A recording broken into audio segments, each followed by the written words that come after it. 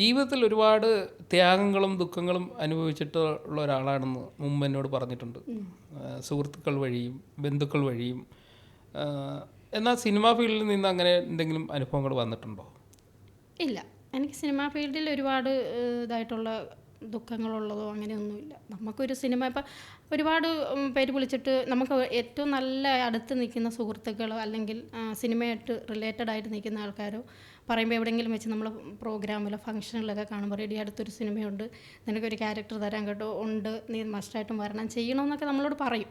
പക്ഷേ അതെല്ലാം കഴിഞ്ഞിട്ട് പിന്നെ അവർ നമ്മൾ കോൺടാക്ട് ചെയ്ത് കഴിയുമ്പോഴത്തേക്ക് പറയും നിനക്ക് പറ്റിയൊരു വേഷമില്ല, അത് വന്നില്ല, നമുക്ക് അടുത്തേക്ക് നോക്കാം കേട്ടോ എന്നൊക്കെ പറയാറുണ്ട്. പക്ഷെ ഞാനതിനെ വലിയ ദുഃഖമായിട്ടൊരു കാര്യമായിട്ടൊന്നും കണക്കാക്കാറില്ല. നമ്മളടുത്ത് അതല്ലെങ്കിൽ വേറെ ഒരെണ്ണം നമുക്കത് മസ്റ്റായിട്ടുണ്ട്. ഇപ്പോൾ ഓൾറെഡി ഞാൻ പറഞ്ഞല്ലേ 3 എണ്ണം റണ്ണിങ്ങിൽ പോയിക്കൊണ്ടിരിക്കുന്നതുകൊണ്ട് നമുക്ക് വർക്കുണ്ട്. അല്ല, അത് സിനിമ മേഖലയിലുള്ള അനുഭവം. ഞാൻ പറഞ്ഞത് മുമ്പ് ജെയിൻ എന്നോട് സംസാരിക്കുമ്പോൾ നമ്മൾ നേരിട്ട് കാണുമ്പോഴത്തേക്ക് എന്നോട് പറഞ്ഞിട്ടുണ്ട്, ഞാൻ ഒരുപാട് ദുഃഖം അനുഭവിച്ച ഒരാളാണ്, ഒരുപാട് ചതിവ് എനിക്ക് പറ്റിയിട്ടുണ്ട്. സിനിമാ മേഖലയിൽ നിന്ന് അങ്ങനെയൊന്നും സംഭവിച്ചിട്ടില്ല എന്ന് പറയുന്നുണ്ട്. ഇല്ല, പക്ഷേ ബന്ധുക്കളിൽ നിന്നും പിന്നെ സുഹൃത്തുക്കളിൽ നിന്നൊക്കെ ഒരുപാട് നമുക്ക് ഒരുപാട് ബുദ്ധിമുട്ടുകൾ വന്നിട്ടുള്ള സന്ദർഭങ്ങളുണ്ട്. നമ്മൾ പറയുന്നത് വിശ്വസിക്കും. കാരണം എന്നെ സംബന്ധിച്ച് ഞാൻ ഒരാളോട് ഇടപെടുന്നത് എന്നെ പോലെ തന്നെയാണ് അവരും നമ്മളോട് സിൻസിയറായിട്ടായിരിക്കാം കാര്യങ്ങൾ സംസാരിക്കുന്നത്, അല്ല നമ്മളോട് കാര്യങ്ങൾ പറയുന്നത് എന്നൊക്കെ ആയിരിക്കും നമ്മൾ വിചാരിക്കുന്നത്. ഞാനങ്ങനെ ഒരാളെയും ചീറ്റ് ചെയ്യുന്നു അല്ലെങ്കിൽ നുണ പറഞ്ഞിട്ട് അവരെ ബുദ്ധിമുട്ടിക്കുന്ന ഒരാളോ അല്ലെങ്കിൽ അവരെ കബളിപ്പിക്കുന്ന ഒരാളല്ല. അതുപോലെ ആയിരിക്കും എനിക്ക് ഓപ്പോസിറ്റ് നിൽക്കുന്ന ആളെന്നാണ് എൻ്റെ വിചാരം. അവിടെയാണ് നമ്മൾക്ക് തെറ്റ് വരുന്നത്. അല്ല, ഞാൻ ചോദിക്കാൻ വന്നത് അതല്ല, ഈ അബദ്ധങ്ങൾ പറ്റിയത് കൊണ്ടാവാം ഇപ്പോൾ നെഗറ്റീവ് കമൻറ്റിനെയോ നെഗറ്റീവ് മറുപടിയോ ഒന്നും മൈൻഡ് ചെയ്യാതെ. ഇല്ല, എന്തിനു മൈൻഡ് ചെയ്യുന്നത്? ഞാൻ ചോദിട്ടെ, എൻ്റെ ഒരു വീഡിയോസ് അല്ലെങ്കിൽ എൻ്റെ ഫോട്ടോസ് വന്നിട്ട് ഒറിജിനൽ ഐഡിയിൽ പോലും അല്ല.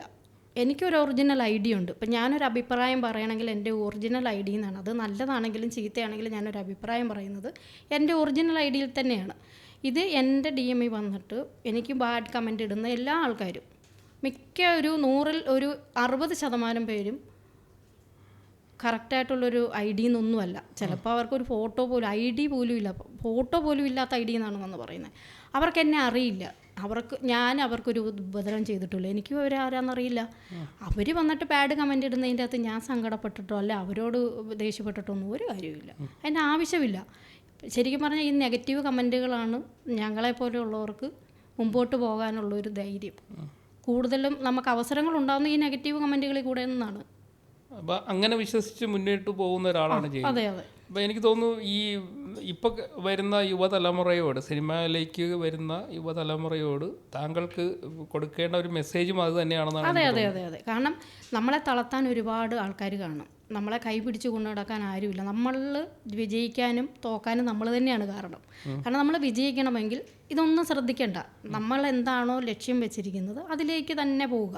അതിനിടയ്ക്ക് ഒരുപാട് പ്രശ്നങ്ങൾ വരും, നമ്മളെ തളർത്താൻ ആൾക്കാർ കാണും, നെഗറ്റീവ് പറയാൻ ആൾക്കാർ കാണും. ഇതൊന്നും നോക്കേണ്ട കാര്യമില്ല. നമ്മൾക്കൊരു സിനിമയാണ് ലക്ഷ്യമെങ്കിൽ അതിനനുസരിച്ചുള്ള വർക്ക് ചെയ്യുക. നമുക്കൊരു സീരിയലാണ് അല്ലെങ്കിൽ എന്താണോ നമ്മുടെ ഉദ്ദേശം അതിലേക്ക് തന്നെ പോവുക. എല്ലായിടത്തുനിന്നും പലരും നമ്മളെ പുറകോട്ട് വലിക്കാൻ ആൾക്കാർ കാണും, അതൊന്നും മൈൻഡ് ചെയ്യേണ്ട കാര്യമില്ല. ഈ കലാരംഗം അല്ലാതെ ജെയിൻ ജോസഫിന് വേറെ ഏതെങ്കിലും ഒരു മേഖലയിലൂടെ പ്രവർത്തിക്കണം, ഉദാഹരണം ഒരു ബിസിനസ് അല്ലെങ്കിൽ ട്രാവലിങ് അല്ലെങ്കിൽ മറ്റേതെങ്കിലും ഒരു മേഖലയിലൂടെ പ്രവർത്തിക്കണമെന്ന് ആഗ്രഹം തോന്നുന്നു? എനിക്ക് ട്രാവൽ ചെയ്യണമെന്ന് ഭയങ്കര ഇഷ്ടമാണ്. ട്രാവൽ ചെയ്യാൻ കുറേ എനിക്ക് ബക്കറ്റ് ഡ്രീം എന്നൊക്കെ പറയുന്നുണ്ട്, കുറേ സ്ഥലങ്ങൾ സന്ദർശിക്കണമെന്നുണ്ട്. പിന്നെ ഈ പറയുന്ന പോലെ മുമ്പോട്ട് പോകുന്തോറും നമ്മൾ ഒരുപാട് രാജ്യങ്ങൾ സന്ദർശിക്കാനുള്ള ഒരു അവസരം വരും എന്നാണ് എനിക്ക് തോന്നുന്നത്.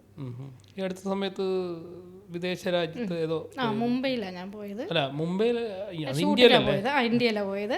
അത് കഴിഞ്ഞിട്ട് വേറെ ഏതോ ഒരു കാനഡ പ്രോഗ്രാം വരുന്നുണ്ട്.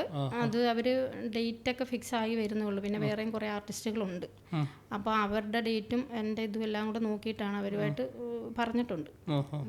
അതെന്തായിരുന്നു പ്രോഗ്രാം? അത് സ്റ്റേജ് പ്രോഗ്രാം തന്നെ. ഇവിടെയുള്ള ഒരു അവിടുത്തെ കാനഡയിലെ മലയാളി അസോസിയേഷൻകാർ സംഘടിപ്പിക്കുന്നതാണ്. അതായത് ഓണം ആയിട്ടുള്ളൊരു റിലേറ്റഡ് ആയിട്ടുള്ളൊരു ഞങ്ങളൊരു 10-15 പേരും കണ്ടേ ഉള്ളൂ. ഒരുപാട് ദരിദ്ര കുടുംബത്തിൽ നിന്ന് വന്ന ഒരാളായതുകൊണ്ട് തന്നെ ഇപ്പോൾ ഈ ഒരു ചെറിയ ഉയർച്ചയിൽ ആ സമയത്ത് കുറ്റപ്പെടുത്തിയവരൊക്കെ ഇപ്പോൾ എന്താ പറയുന്നത്?